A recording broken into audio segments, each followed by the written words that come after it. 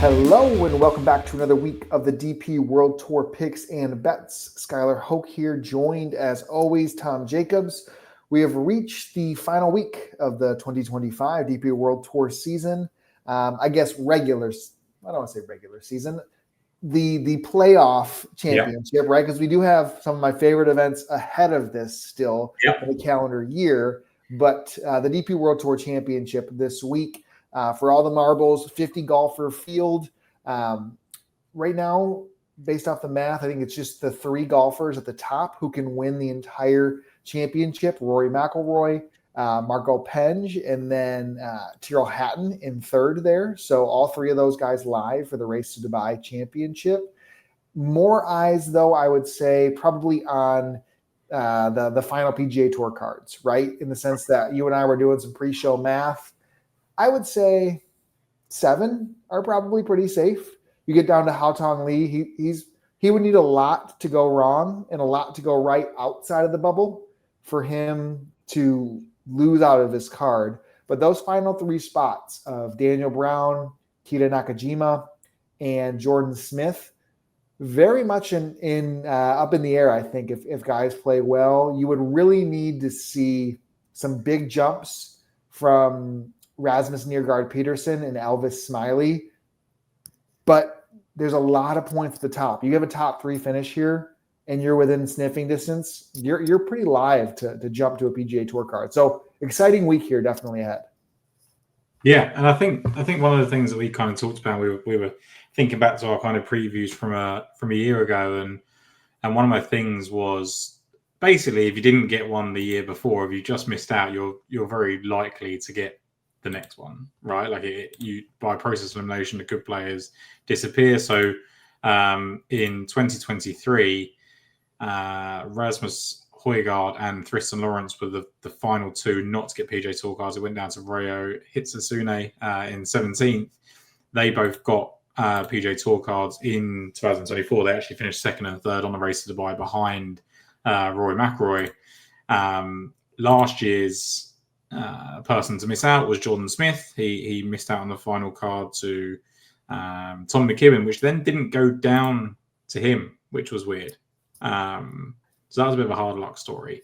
And interestingly now, Jordan Smith is in that final PGA Tour card spot again. And weirdly, the Earth course, just not a very good golf course for Jordan Smith in the past. So he is in that really precarious position of trying to hold on to that final spot whilst trying to get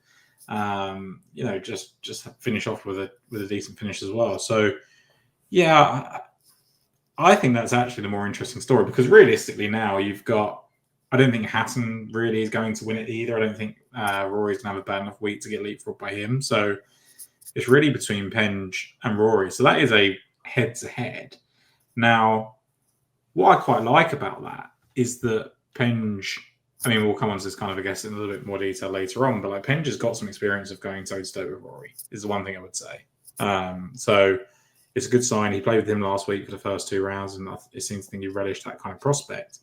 But yeah, I think the people chasing in those PGA Tour cards at the moment is the real excitement. It's a bummer. It's a bummer looking through the Race to Dubai that Alex Noren has to take one of the PGA Tour cards that we couldn't find, like the medical exemption or some of the medical starts that he might get on the PGA Tour that it's going to take away from a Kuvra, from a Hillier, But I mean, I guess in 6 starts to get where he has, like he's one of the better players in the world, in some eyes right now. So I get that, but I agree with you. I think the 1-2 of Penge Rory is a very fun story, and Penge pretty much, I think in his eyes, like you got to win. There's a 900. So he needs to win basically. And Rory can't finish second, to pretty much have that gap. It's not possible for Penge. I guess it would be possible for Penge to get second. And then Rory would really have to struggle to, that could happen. But Rory's not going to finish T44 at the Race to Dubai. Like Penge is win or go home this week. And I think there are, to my understanding, probably at least a few benefits of being the number 1 Race to Dubai in regards to future. Well, there is. Yeah. Right. Yeah. So what are the differences? So when you finish number one in that card, so excluding Roy McIlroy, so if Penge wins, is the first leading PGA Tour card winner, he will get into the Players, Pebble Beach, right? and Genesis as Yep. well. So it's really there's a twofold motivation for Penge. He doesn't want to lose that spot to the next man up, which would be Raitan, I think, but also just wants to go toe-to-toe with Rory McIlroy. As you said, Rory I don't think he's ever finished outside the top 25 at this golf course. 22nd 2 years ago was his worst effort, and even then he was 19th going into the final round, 20th in 2018, where he was 6th at halfway. So realistically, you just count on Rory McIlroy getting kind of a top 10 here. That's kind of what he does. But yeah, I think that adds a real good wrinkle to it. Well, I think we'll just go into we're both betting Penge this week, Yeah. right? Like, I think his odds are absurd versus the situation because he's 25-1 here. I don't know if he's still that overseas, but man, I don't think I have had higher. We've been doing this for a long time, right? Of covering guys, DP World Tour, to then get into not just PGA Tour events, but major championships. I'm not sure I've had higher expectations on a golfer from what I think next year is going to be for Marco Penge, stateside. Like, he's amazing. He really is. And he's the prototypical modern day golfer, right? Like, he is as close to Rory McIlroy as he can be in terms of driving, in terms of just being able to turn it on the right time. And going into that point I was making, toe to toe, like I think they weren't playing with each other on that final day, but he shot 4 under at the Scottish Open when Rory maybe shot a couple under and put the pressure on Chris Gotter up. And then they played for the first time together this past week at Yas Links.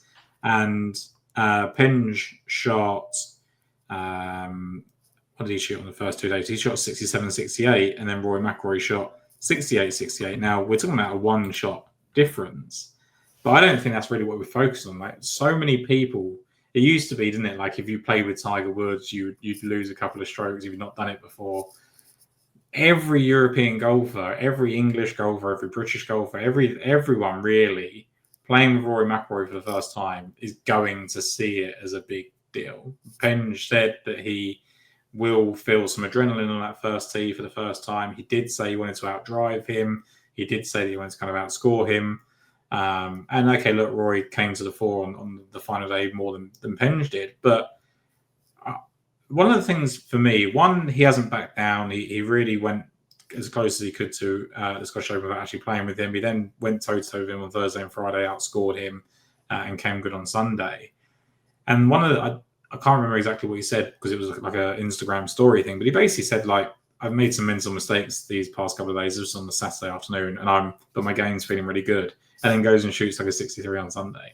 Like, he's now not happy with finishing top 10, which I think is just massive. And I genuinely do believe, I kind of wrote in my article earlier today, that do I know that he can go toe-to-toe with Rory McIlroy at the DP World Tour Championship? No, because I don't know that anyone can do that. I don't know that for sure. Obviously, Rahm maybe in years gone past, Hatton you'd obviously trust. But I think he can. I think he's more than capable of doing it. And I think he is the nearest thing to Rory McIlroy in terms of a driver on the tour. Yeah, I mean, I think he has the ceiling off the tee to be a top three driver in the world, and that's maybe, I think it's a tier of Bryson, Rory, and Penge, right? Like, that's kind of, and then like Scheffler and Rahm are the other two you'd be putting him in this ballpark top 5 with. You don't get the chance to probably bet golfers at these. Like, this is 25-1 in a really strong field. It's a bummer because he's broke the seal so much. I think BK had tweeted Kirshner, like, we're gonna have to bet Penge like 18-1 at Torrey Pines in like 2 months from now, and that's probably what it's going to be. You know what I mean? Like, realistically, he is so good. I was running the math, like looking at the past 15 years of Race to Dubai winners. There's only been one golfer that was actually like a full-time DP World Tour player that season. These guys normally come in and will, win their major championship and then come and play well in the playoffs and they'll get it. you'd have to go back to, and again, this is borderline, but I think it was in 17, Fleetwood. Fleetwood was a virtual full-time DP World Tour player. He played 24 times that year on the DP World Tour and then won it. So outside of Tommy, that year, there hasn't been somebody who's been like a full-time member actually winning the races. But I think this is a huge deal that like he has this opportunity to really validate his year. He's going to be in every major championship next year, like regardless of performance this week. But 25-1 feels like an absolute steal on him on a course. And then you put that like a course that demands elite ball striking. It's perfect for him. Yeah, I think, look, when you look at, Rasmus played 23 events last year and was really nowhere near Rory McIlroy. There was a kind of over 2,000 point gap between. I don't think Rory could lose it on the final day, right? And then, but when you go to kind of like Fox was relatively close behind Rory in 2022 when he played 24 events. That feels more like the kind of comp for Penge this year. That's how good Ryan Fox was that year. There's then quite high hopes for Fox. It took him a little while to settle on the PGA Tour. All of a sudden, he's won a couple of times, right? And yeah, like I just see Penge as a better player than Ryan Fox, and we all love Ryan Fox. It's definitely potentially a recency bias thing, but we're talking about in Ryan Fox was talking about a 38-year-old coming to the fore in the best part of his career and winning back-to-back PGA Tour events, as opposed to Marco Penge, who's I think he's sort of nearer 30, but he's very early on in his career and just looks like it as well. He has that kind of youthful experience, youthful exuberance, I think, as well. But like, yeah, I don't know if me and you are just these type of people that gets carried away about these Europeans and really do think they are the finished product. But I don't see any weaknesses in his game that suggest he's going to struggle on the PGA Tour. Not like the people we've sent over there in the last couple of years with Campillo and Bjork and all those sort of people. He's more in that Fox McIntyre mold that have really been successful over the last couple of years. Yeah, and the come up has been crazy quick. I mean, looking back on the year, one of the early year winners was hit Penge in April at the Hanan Classic. He was 40-1 in that event, and then you be that confident at 25-1 being a steal at the end of the season against Rory McIlroy and Tommy Fleetwood. Like, this is quite the season. And I'm happy to go toe to toe with anybody with his current odds in this field. So I think we're both in lockstep there. I mean, looking at the top of the board, we also align on our next selection, which is a bit down here. I had the same response to myself. I mean, you maybe did with Hatton too, of you backed him at a similar number. For Hatton, a bigger number here this week. Fitzpatrick, for me, roughly the same of what he was last week. Shouldn't be that much of a different story, for them. But I don't feel comfortable going back to the well for either of them, and I'd rather go down the board.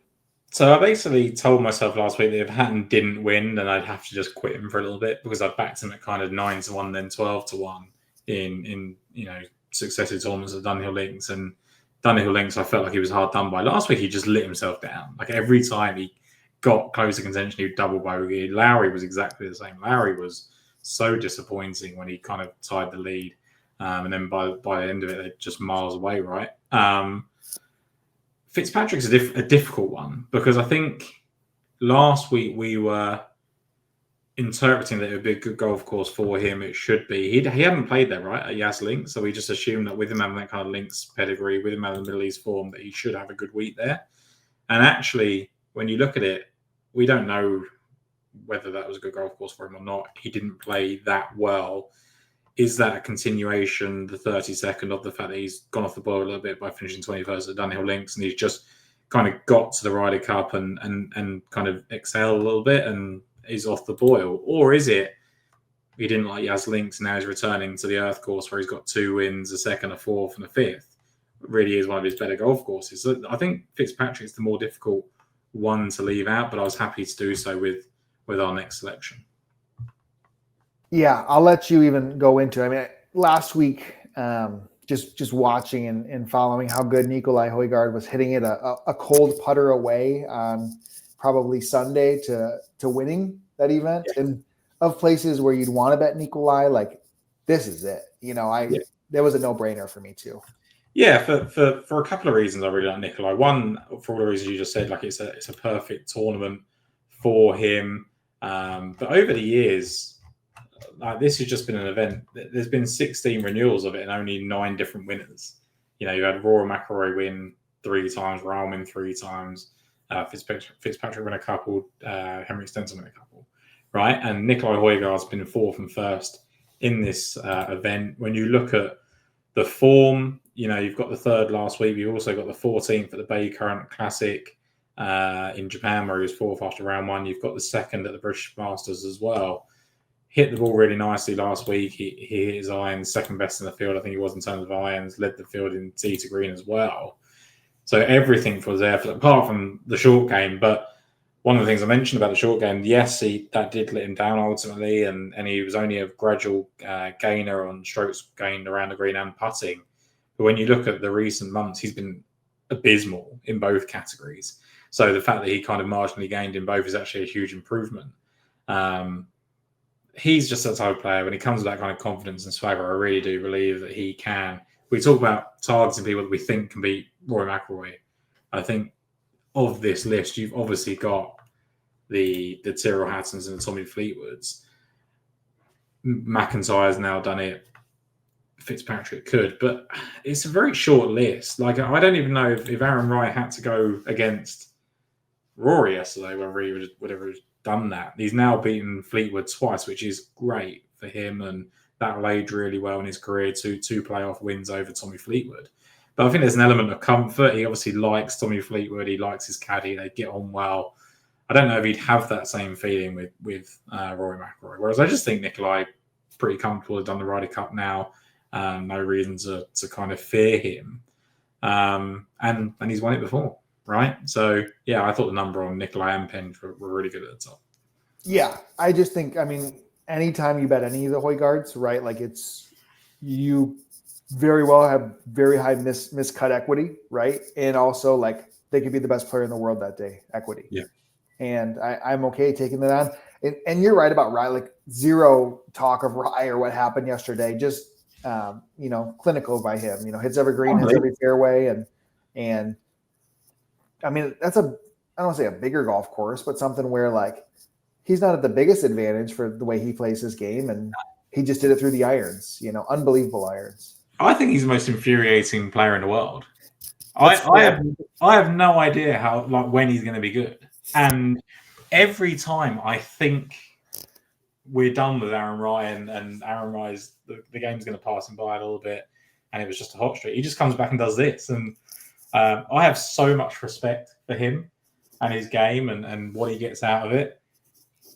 I don't respect the fact that I can't work out what to do with him in a betting perspective. And I think sometimes you just have to, especially in DPO, so you just have to play him, right? And just almost go, look, he's not going to statistically fit. He's not going to necessarily have all these kind of course and current forms that you want. But at some point, talent's going to win out, and Aaron Rai's got a bunch of it. Because when you look at it, there's no rhyme or reason between the 4th at the Mexico Open, the 5th at the Wyndham, the 3rd at Wentworth, and then winning at Abu Dhabi, and then not really doing much else anywhere else. 14th for the Players was obviously very good for that. But you look at last year, like he was 2nd at the Rocket Mortgage Classic. Man, how does that make any sense for Aaron Rai? I just don't get it. So, and then obviously won the Wyndham. But yeah, I really like him, but I can't work it out. And it winds me up. He seems like a player's champion to me. Like, yeah. Like, if could 2026's JJ's or 2025's JJ Spawn be Aaron Rai? Like, absolutely. 100%. Like, that's the type of player, like, and ceiling he probably has. And to be honest, he almost was in 2024, right? Like, he looked 7th in Houston, 4th at the Byron Nelson, 2nd at Rock and Mortgage, 7th at John Deere, 4th at Scottish Open, wins a Wyndham, 4th at Wentworth. Like, apart from the major finishes at JJ Spawn, obviously the major win and then the other sort of contention, but at the Players. But yeah, do I think Aaron Rai can win a major? I don't know, but I didn't think JJ Spawn could win one before he won one. So it's all kind of up in the air.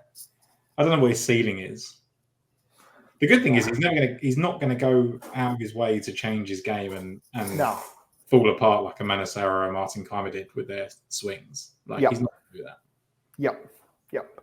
I'm with you. Okay, let's. I had no action really in the middle. I was disappointed in the way Michael Kim shaked out last week after being sixth in the first round, and I don't really have much interest here at a bigger ballpark to really go into him. But we're pretty much nearing long shots for us, right? Like triple digits next. Yeah, for both mine now triple digits. I looked at Jordan Smith just for the fact that he will be desperate to go over the line for his first time. But you look at it, his best finish on this golf course was 12th. He did play well for the most part, first, second, and third, the first 3 rounds. But after that, he's been really poor here. So do I think he's suddenly going to come out and have his best finish of the season? Probably not. But he was 8th going into the final round. Last week he was 5th at the Dunhill Link. So he's got a little bit of form there. So every now and then I just look at Justin Rose and Patrick Reed and just go, they're the type of players that are just going to win. A little bit like an Aaron Riley, you don't really expect it. But with Rose, it's just he's going to turn up at big events. But we thought that at Wentworth, he was second at halfway and then finished 61st. Like, I don't know if the game's necessarily there for him, and Reed's gone off the ball completely. So, yeah, there's nothing really actionable other than just we think they can win at those odds, which is why I've gone further down the mark. RNP did a little bit for me looking at Niergaard Peterson. A lot of motivation. Him and Aora both like crazy high ceilings. Started off the year in spots that you would think that they're. I would say if you made me list the top 10 players of talent, like they are clearly in the top 10. I think of DP World Tour of guys that would do really well into the PGA Tour, but pretty much have to win this week to get their way into that top 10. So. I'm going with Daniel Hillier as my first selection here. Hillier is somebody who he's actually out to 100. He was 80s this morning. 2 top 10s in his last 3 finishes. Last week at Abu Dhabi, the India Championship was the other one, which is he has 4 top 10s on the season. His other runner-up, or his only runner-up of the year, was in Dubai to Tyrrell Hatton earlier this year. I believe he was the halfway leader there. And then I guess he was second at the halfway point, 54-hole leader, and just played poorly on Sunday. Never really held off Hatton too well, who beat him by a stroke there. But that's twice kind of in the Middle East this year of pretty strong finishes after not having the biggest career, I think, in that type of play. But we were very into Daniel Hillier at times throughout his career, right? I think we were super excited. He won that British Masters, then looked really good at the Scottish Open and was pretty popular at that Open Championship in 23 after showing a ton of life. And I don't know, he's only 27 years old. I feel like I've been pretty recognizable of the name for quite some time. And he just shows to have a really high ceiling with irons, can do well off the tee.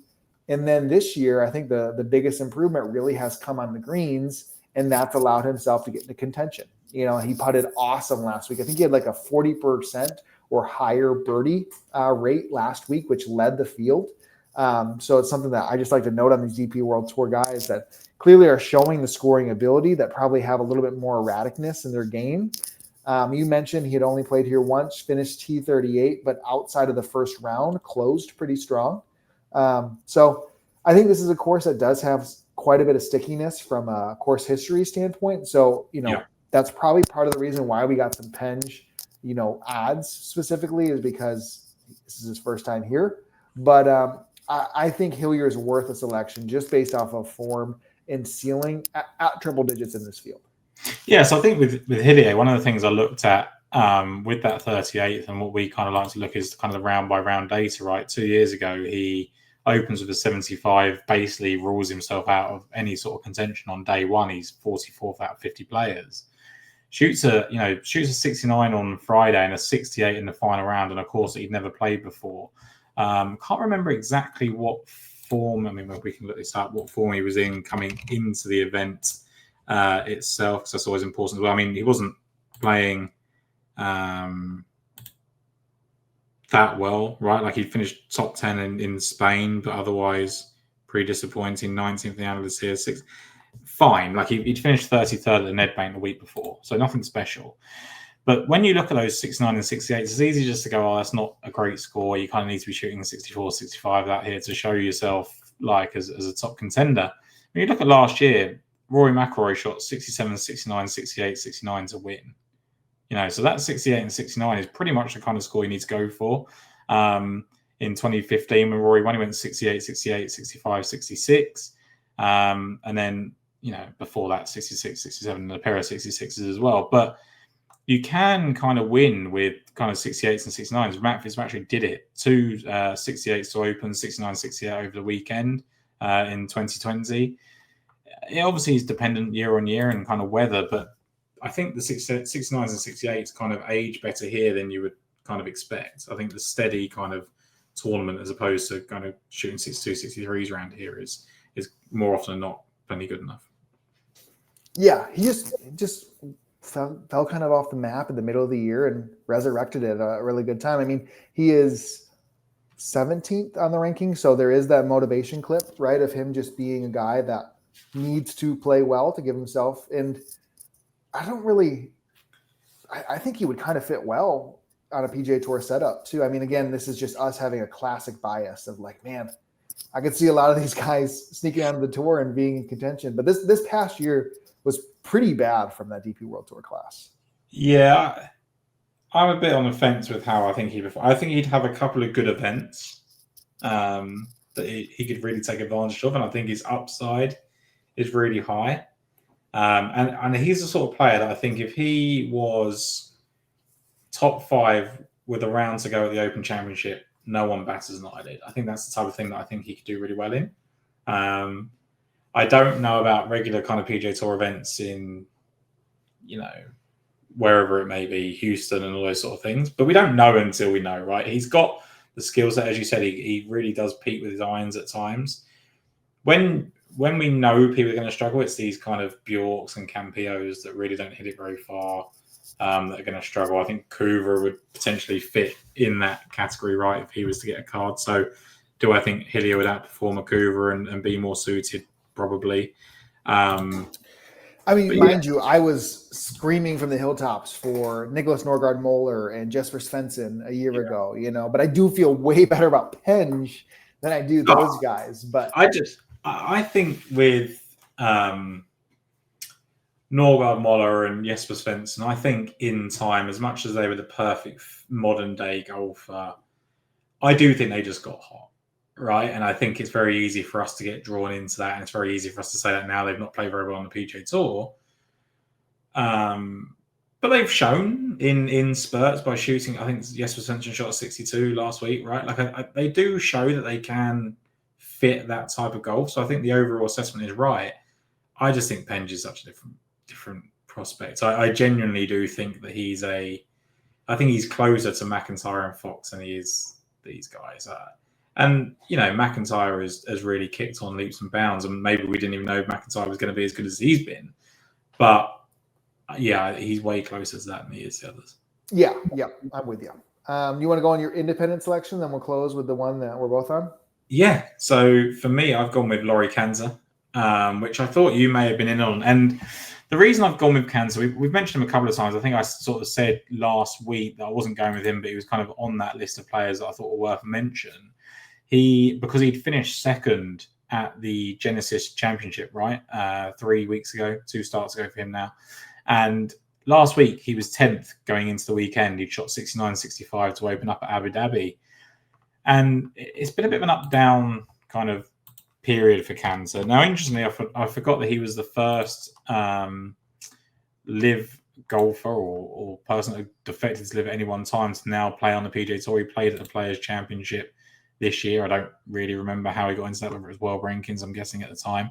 But when you look at his kind of just DP World Tour time, where there was kind of no distractions, at the start of the year, he finishes third at the Dubai Desert Classic, wins a couple of weeks later in Bahrain in a playoff, finishes second at the South African Open Championship, loses in a playoff there to Dylan Naidu, finishes 7th at the BMW International Open, So I sort of asked myself here, like, has Bahrain done a lot of heavy lifting? But he has got, a win, a third, and a second right at the start of the season. So yes, he's done all his work at the very start.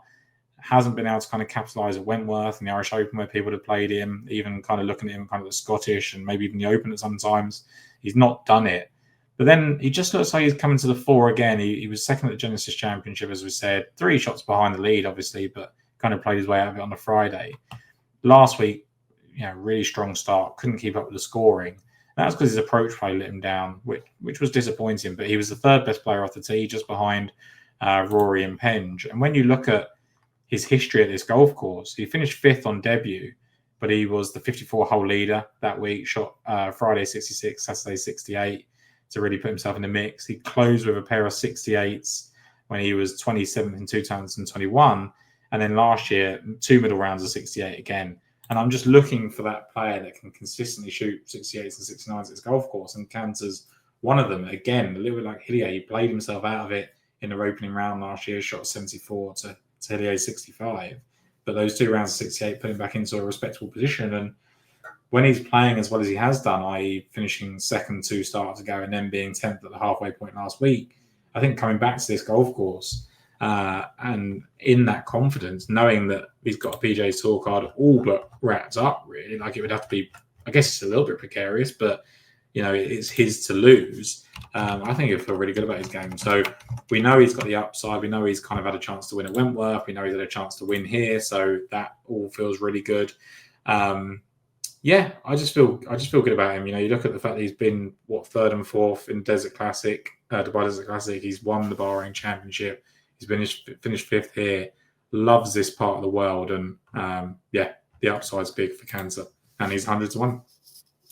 Yeah, I think of a pure ceiling player that you wouldn't be surprised, or now that he's gotten over the line multiple times, like I wouldn't be scared of when he's on, wouldn't be scared as a backer of him against big guys like this now in Europe. I feel very confident in the way he can play. And I would think in some ways too, there probably is some pressure taken off. I mean, maybe he's a nervous wreck and he works through every situation possible to get this. I would hope not, and just goes out and you play a normal week of golf. You are very much safe and probably going to be a pretty good PGA Tour player next year. Yeah. I like it for Cantor too. But I think of the long shots here. I think Andy Sullivan was the first one to come to our mind and be like, yep, this is a pretty straightforward play that we like to make, which is 3 events in a row of a lot of good form, 15th, 4th, 7th, amazing trending irons, does have such a good ability to get really hot with the putter. Again, I think of the European Tour, and that's waking up in the middle of the night and Andy Sullivan's 8 under through 12 holes. That is what I think of historic European stuff, and that's how Sullivan's game can be. I couldn't believe he was actually in this event, in the sense of like, I don't really recall relevance from him outside of like the last 2 weeks for this entire year. You know what I mean? Like contention really ever? No, like, right. I don't really think of him of that. Like, I guess he's now up to 6 top 10s on the season. The Belfry probably his best event of the year. But yeah, an odd season that hasn't sneaked into the second to last playoff spot. Or no, I was thinking 30. He was pretty comfortably in, actually 29th right now.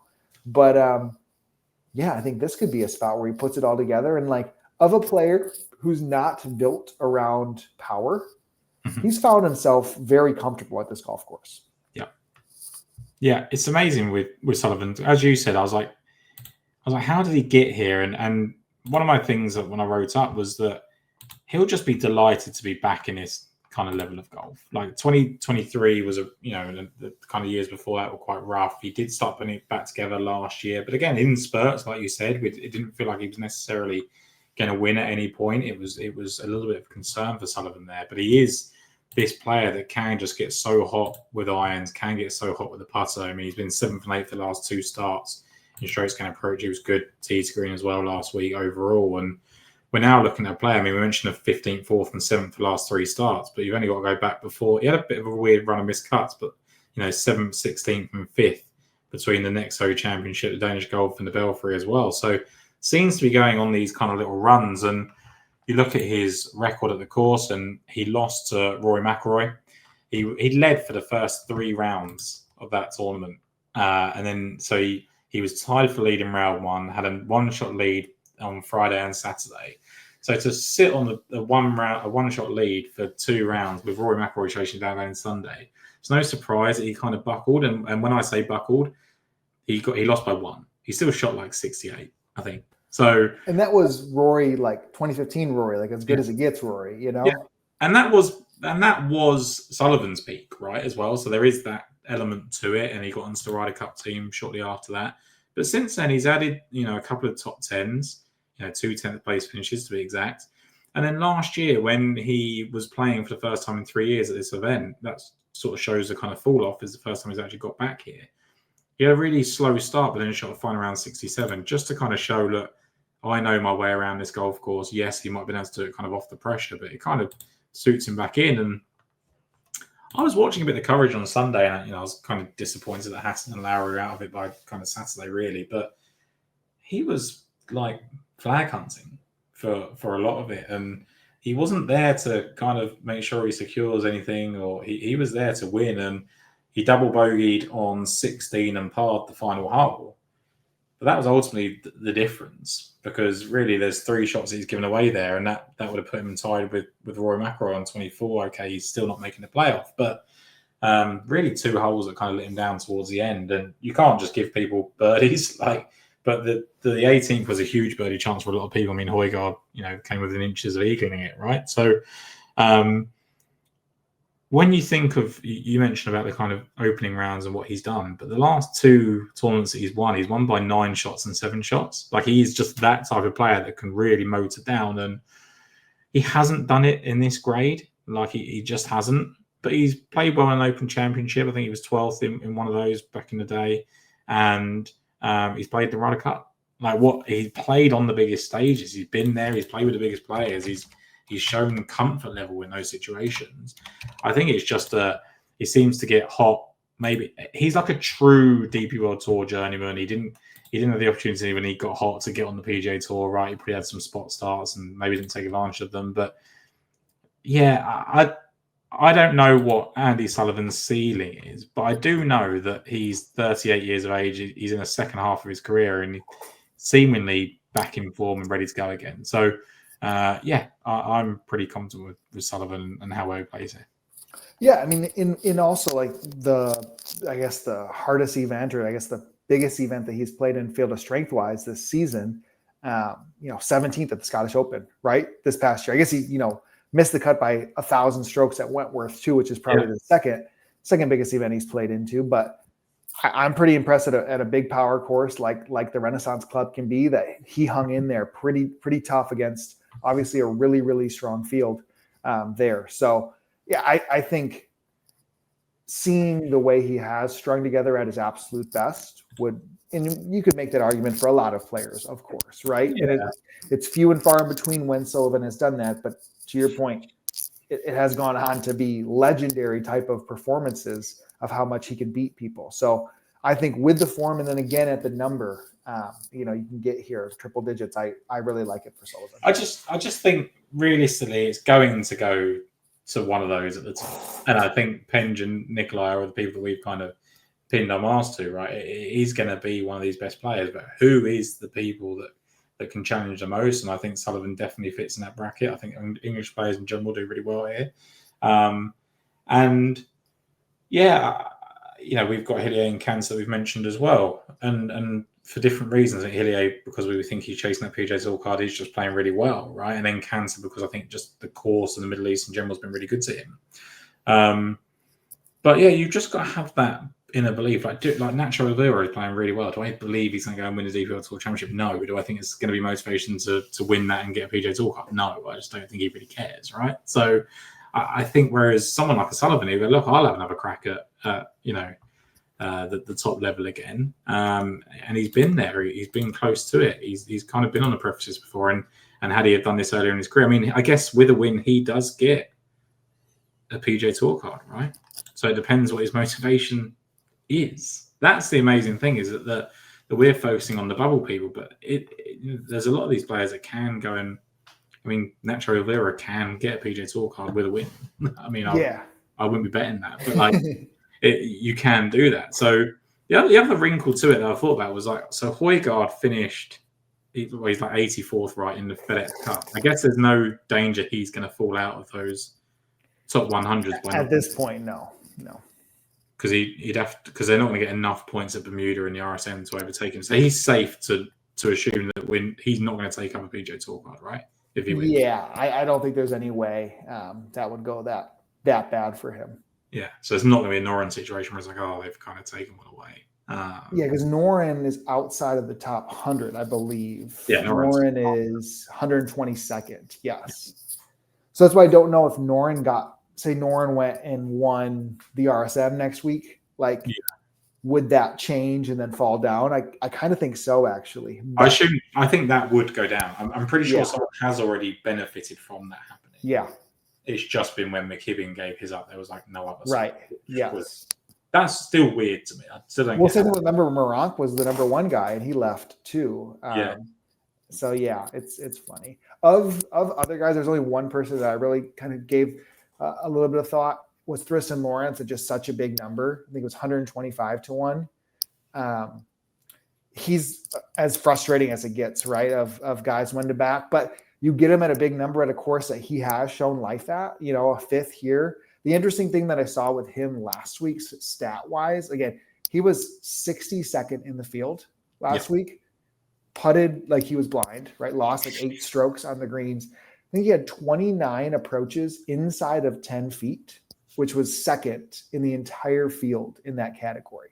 So how you can give yourself 30 or that almost that many legitimate, like probably 50% or better birdie looks, and then to finish. Yeah. Rory had 28, Thuriston had 27, RNP had 27, Penge had 26. Those were the top 4 players last week in that category. Even bar, not even looking at that, like Thuriston Lawrence just shows up and wins. He just does that and competes at a big number. So that was the only other guy that I kind of had a little consideration on. Yeah, I just think with Lawrence, I've had a little bit of fatigue with him. Of just like, I do believe he's the type that if you get him at a big number, you should bet him. And sometimes we fall in a trap with these players of like, if they're at a big number, we'll bet them. Like, it's quite easily done. And I think that's probably why you potentially come to the same conclusion in the end. Like, realistically, like, it's all great. We can all chase places with Mansell, who played well last week, and, like Smiley, because he's got a PJ Tour card, Chase Kuvra. Like, are they all going to potentially go for it and sneak a place? Of course. But I'm pretty comfortable with the fact that the 4 players I've picked are really like, yes, okay, Cancer and Sullivan winning would be a shock, but I do think they're more than capable of doing so. And the other 2 speak for themselves. So, yeah, I'm quietly confident about the kind of guys that we've got between us, especially landing on the same 3. That's quite nice to do. I'm Nikolai Højgaard's such a weird player because I think with Sullivan and Højgaard, we've got those 2 players that can either finish first or 50th, right? But he just didn't do what I expected him to do on the PGA Tour. He didn't take advantage of it in the way that I thought he would. But he's 21 years of age. Yeah, I think both of them will just be incredible. Like I still have that high belief on the way they ball strike. Yeah, they're going to win majors. I just think that in their career. So, all right, let's give a shout out to our audio listeners. For all you out there, you can find us on any of the different platforms at Daily Fantasy Sports Picks and Bets, The Mix. If you leave us rating, reviews, subscribe, like it goes a super long way to support Mayo Media Network. Always try to go back and look at the YouTube comments for us. Super appreciative of everybody doing that. And it's been an awesome year. We'll have one more show next week. Q School final round should kick off. Is that kicking off today? Believe either today or tomorrow, 6th round, Q School final. So what we'll do, Tom and I, and then a guest will go through all of the Q School graduates that we feel confident in next year. We'll also talk about the hotel planner graduates coming off of the challenge tour, and then the other order of merit guys, and kind of give our big selections of our predictions for 2026. It was a fun time. I was listening back from our show last year and have some wild ones like we talked about, like me picking Joe Dean to be a PGA Tour card member when he didn't even make the playoffs was a disappointment. But the year before, Dan Bradbury was the big selection where he won in his first ever event the week after that show. So it's one of my favorite ones we do all year long. So we'll be doing that next week to be our final show of 2025. So again, super appreciative of all of our listeners. Tom, if you want to go through your card here, and then we'll close out. Yeah, so leading the way for us is Marco Penge at 25-1, Nikolai Højgaard at 28-1, and then a pair of 100-1 shots in Laurie Cantor and Andy Sullivan for me. Perfect. Odds have been fluctuating. So again, yeah, I'm in on Penge with you at 25-1. Nikolai, best price again, anywhere between 20 and 28. I would still be okay with Nikolai. Honestly, at those low odds, if they've cut to 20, yeah. I'm in on Nikolai. That's okay by me. Full transparency, like when I wrote up the picks this morning, like Nikolai Højgaard, the first show was 20-1. He went out to 28-1, and I was happy at 20-1. So if he's 20, then fine. So 25 on Penge still. Daniel Hillier has gone from 100 to 80. I'm good on the 80s. He was 80 pre-show, went out to 100, got cut again. And then Sullivan looks to be 90 now in the States at multiple books. I'm good with that too. So we'll go Nikolai 20, Penge 25, Hillier 80, Sullivan 90 for my selections. Thank you as always, Tom. Appreciate it. And we'll catch everybody next week. Mega show to close out the year. Good luck, everybody. Thanks, Guy.